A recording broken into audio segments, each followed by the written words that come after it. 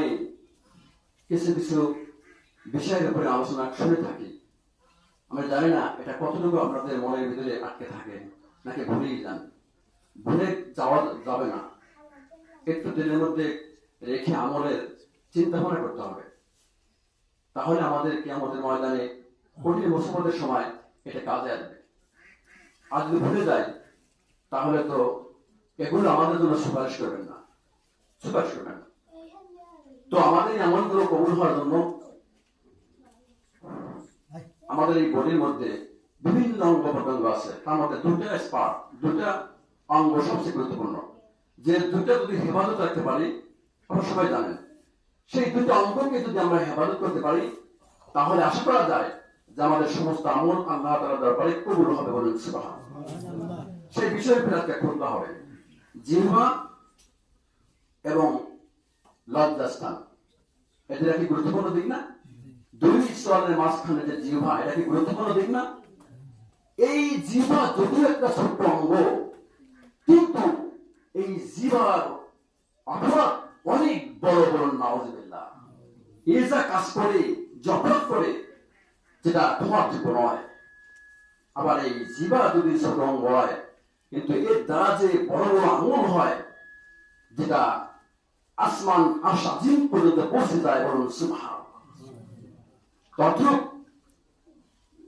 আমাদের যে দুটোর মাঝখানে যে লজ্জাস্থান আছে, পুরুষ এবং মহিলার আছে না, আল্লাহ তাআলা সৃষ্টি করে দিয়েছেন।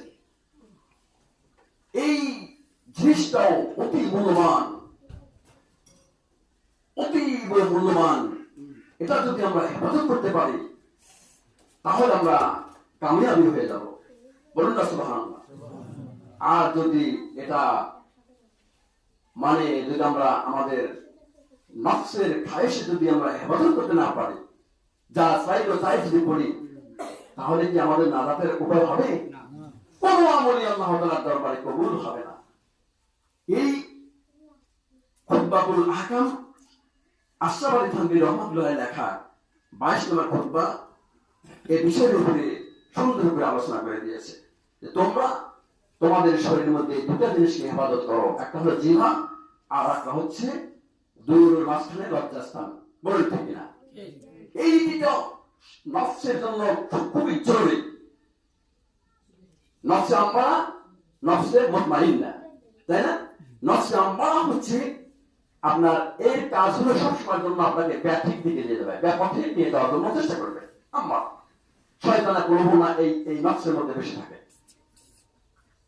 নফসে আম্মারের মধ্যে যারা নিয়োজিত এবং যা নফসে আম্মারের কাছে যারা বিকৃত হয়ে গেছেন, আবেদনী হয়ে গেছেন, তাকে ছাড়া চলতে পারে না।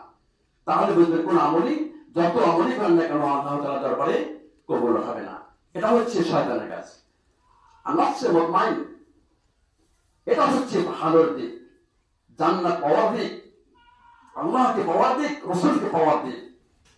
এইটা যদি আপনারা এর তাবেদারি হতে পারেন, যদি এর অনুকরণ অনুসরণ করে চলতে পারেন, তাহলে যে আমলটাই করেন না কেন আল্লাহ তাআলার দরবারে সেটা কবুল হবে। বলুন সুবহানাল্লাহ।